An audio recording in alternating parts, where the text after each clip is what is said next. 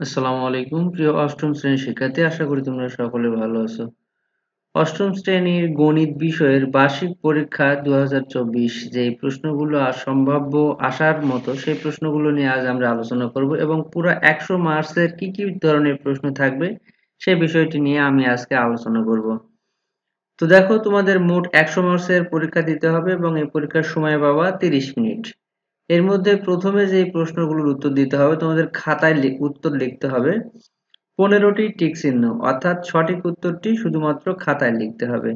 এই 15টি কি ধরনের প্রশ্ন আসতে পারে সেই সম্পর্কে প্রথমে ধারণা দিই। দেখো, 1 নম্বর, নিচের কোন ক্ষেত্রটি পরিমাপের মাত্রা 2 নয়?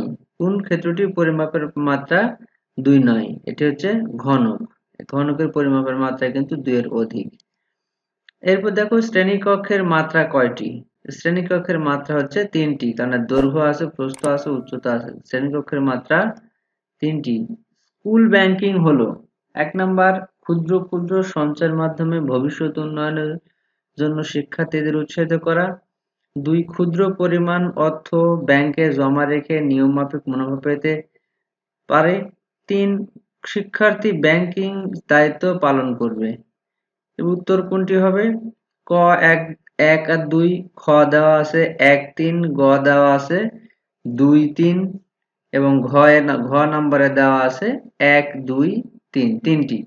এর উত্তর হচ্ছে 1 এবং 2, অর্থাৎ এর উত্তর ক 1 2। 12% সরল মুনাফায় কত বছরের মুনাফা আসলে 4 গুণ হবে?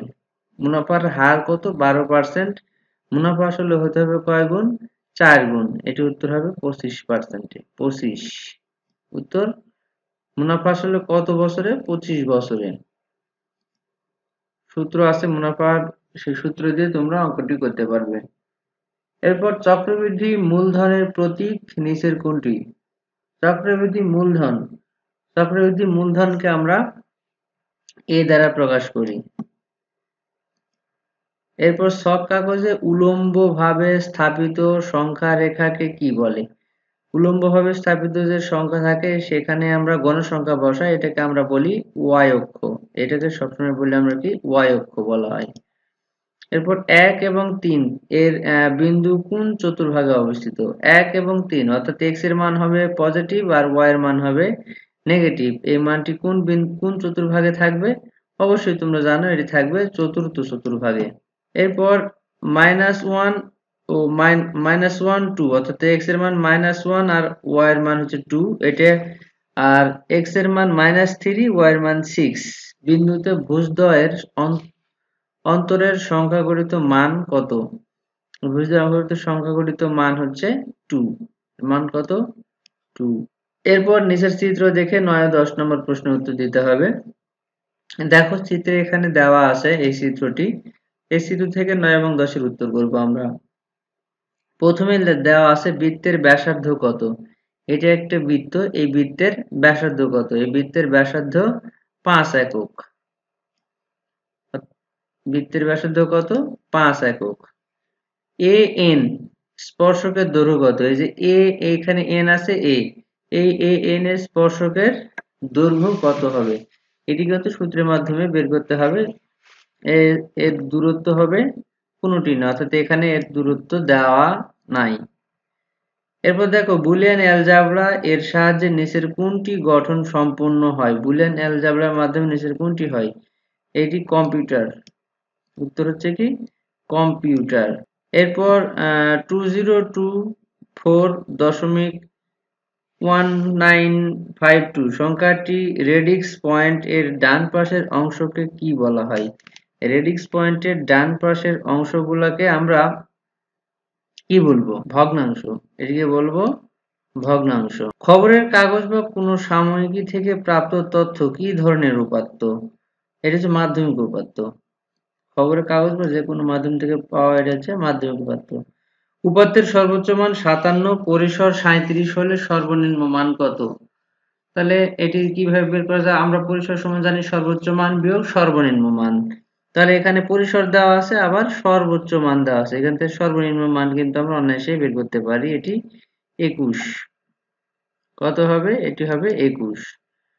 কোন শ্রেণীর উচ্চ সীমা 65 এবং মধ্যমান যদি 62.5 হয়, ওই শ্রেণীর নিম্ন সীমা কত হবে? তাহলে ওই শ্রেণীর নিম্ন সীমা হবে 60, কারণ 60 এবং 65 এর মাঝখানে যেটি থাকবে সেটি কিন্তু হবে আমাদের মধ্যমান। তো মধ্যমান যদি আড়াই হয় তাহলে আড়াই দুগুণ 5, শ্রেণীর ব্যবধান হবে কত? 5, তাহলে এটার উত্তর হবে 60। এরপর এক কথায় উত্তর। দেখো এক কথায় উত্তরে আয়তক্ষেত্র পরিমাপের মাত্রা কয়টি? আয়তক্ষেত্র পরিমাপের মাত্রা কিন্তু দুইটি। একটি দ্বিপদী রাশির দুটি চলক থাকলে কত চলক বিশিষ্ট দ্বিপদী রাশি বলে? একটি দ্বিপদী রাশি দুটি চলক থাকলে তাহলে দুই চলক বিশিষ্ট দ্বিপদী রাশি। মুনাফার হার কি হতে পারে? মুনাফার হার অবশ্যই পরিবর্তন হবে। 7% মুনাফায় 100 টাকা, 2 বছরের সরল মুনাফা কত? তাহলে সরল মুনাফার সূত্র আমরা জানি, আসল, সুদের হার আর সময়, এই তিনটি গুণ করতে হবে। তাহলে এখানে দেওয়া আছে সুদের হার, আসল এবং সময় দেওয়াই আছে, তাহলে তিনটে গুণ করলে যেটি পাবো সেটি হবে উত্তর, অর্থাৎ এর উত্তর হবে 14 টাকা। 7 দুগুণ 14, পার্সেন্টেজে 100 টাকা যেহেতু সেহেতু 2 দ্বারা গুণ করলে হয়ে যাবে। এক্স অক্ষ এবং ওয়াই অক্ষ ছেদবিন্দুকে কি বলা হয়? এটি মূলবিন্দু। প্রথম চতুর্ভাগে ভুজ ও কোটির চিহ্ন কি হবে? এটি ধনাত্মক হয়। প্রথম চতুর্ভাগে সবসময় কি হয়? ধনাত্মক হয়। একটি চুড়িকে দুইটি অসমান খণ্ডে বিভক্ত করলে বড় খণ্ডকে কি বলা হবে? বড় খণ্ডকে বলা হবে অধিচাপ। কে সর্বপ্রথম শূন্য এবং এককে মিথ্যে ও সত্যের মাধ্যমে প্রকাশ করেন? জর্জ বুল। জর্জ বুল। এরপর 14 নম্বর দেখো, জ্ঞান বিজ্ঞানের যে শাখায় তথ্য উপাত্ত সংগ্রহ ও বিশ্লেষণ করে কার্যকরী সিদ্ধান্ত গ্রহণের সাহায্য করে তাকে কি বলে? এটিকে বলা হয় পরিসংখ্যান। সঠিকভাবে তথ্য প্রক্রিয়াকরণের পূর্ব শর্ত কি? তথ্যকে সাজিয়ে নিতে হবে। এরপর দেখো আমরা এক কথায় প্রকাশও দেখলাম, 10টির উত্তর দিতে হবে। এখন যেই প্রশ্নগুলো থাকবে সেটি হচ্ছে সংক্ষিপ্ত প্রশ্ন। এখানে তোমাদের 13টা প্রশ্ন থাকবে, 2 মার্কস করে। এই 2 মার্কসের প্রশ্নের উত্তর দিতে হবে 13টাই, এখানে কোনো অপশনাল নাই। তাহলে দেখো প্রথম অঙ্ক দিয়েছে x 3x plus 5 এবং 2x plus 3y দ্বিপদী রাশিদ্বয় থেকে এক চলক ও দুই চলক বিশিষ্ট রাশি চিহ্নিত করো। প্রথমটা এক চলক বিশিষ্ট, দ্বিতীয়টা দুই চলক বিশিষ্ট। x 2x square y, 3x square y এবং 6y কিউব y এগুলোর লসাগু কত? তাহলে আমরা এটা উৎপাদকের মাধ্যমে লসাগু বের করব। 7% হারে 20,000 টাকার 5 বছরের চক্রবৃদ্ধি মূলধন কত? তাহলে চক্রবৃদ্ধি মূলধনের সূত্র p into 1 plus r to the power n, এই সূত্রে মানগুলো বসালেই হয়ে যাবে। এরপর প্রারম্ভিক মূলধন কত হলে 13% হারে 5 বছরের চক্রবৃদ্ধি মূলধন 20,000 টাকা হবে? 9 নম্বর, তানজিমা 30,000 টাকার 5 বছরের জন্য 8% হারে বিনিয়োগ করলে কত লাভ পাবে? এরপর একটি সরলরেখার সমীকরণ নির্ণয় করো যার ঢাল -2 এবং রেখাটি 4 ও -5 বিন্দু দিয়ে অতিক্রম করে। 6 নম্বর, -1 -1 1 0 1 2 5 বিন্দুগুলো দ্বারা কি কোনো ত্রিভুজ গঠন করা যায়? এটি মান বসে দেখতে হবে গ্রাফে, তাহলে বোঝা যাবে। এরপর বর্গীয় একটি চিত্র দেওয়া আছে, চিত্রতে PQ = 30 সেন্টিমিটার বলে দিয়েছে, হলে RS এর মান কত সেটি নির্ণয় করতে হবে। এরপর AB ও CD দুটি সমান্তরাল জ্যা এবং AB = CD = 10 সেন্টিমিটার। AB ও CD জ্যাদ্বয় পরস্পর হতে 5 সেন্টিমিটার দূরে অবস্থিত। বৃত্তটির ব্যাস কত?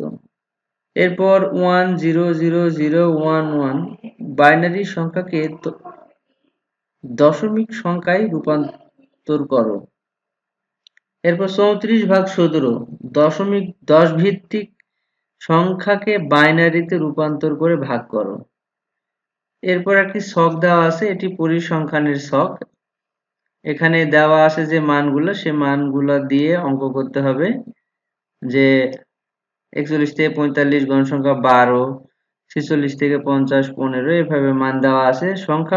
সংক্ষিপ্ত পদ্ধতিতে গাণিতিক গড় নির্ণয় করতে বলা হয়েছে। একদম সংক্ষিপ্ত পদ্ধতি, অর্থাৎ এখানে ডি ধরে করতে হবে।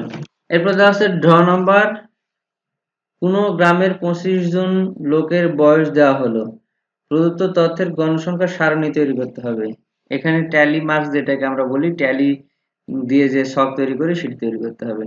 এরপর আছে রচনামূলক প্রশ্ন। এখানে 7টা সৃজনশীলের মতো প্রশ্নের উত্তর দিতে হবে, 7 7 49 মার্কস, এবং প্রশ্ন থাকবে 10টি। এখানে প্রত্যেকটা প্রশ্নের মান উল্লেখ করে দেওয়া আছে।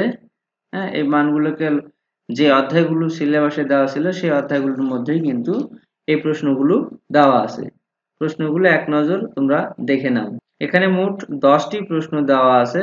দেখো, বাইনারি সংখ্যা থেকেও প্রশ্ন দেওয়া আছে, পরিসংখ্যান থেকে দেওয়া আছে, তোমাদের জ্যামিতি থেকে দেওয়া আছে। যে যে অধ্যায় থেকে প্রশ্ন হওয়ার কথা ছিল সেই সেই অধ্যায় থেকে প্রশ্ন হয়েছে। তবে এখানে প্রশ্ন দেওয়া আছে মোট 11টি। এখান থেকে মোট প্রশ্নের উত্তর দিতে হবে কয়টি? 7টি। তো প্রিয় শিক্ষার্থীরা, আশা করি তোমরা এখান থেকে কিছুটা উপকৃত হবে। আজ এ পর্যন্ত। সবাই ভালো থাকো, সুস্থ থাকো। আল্লাহ হাফেজ।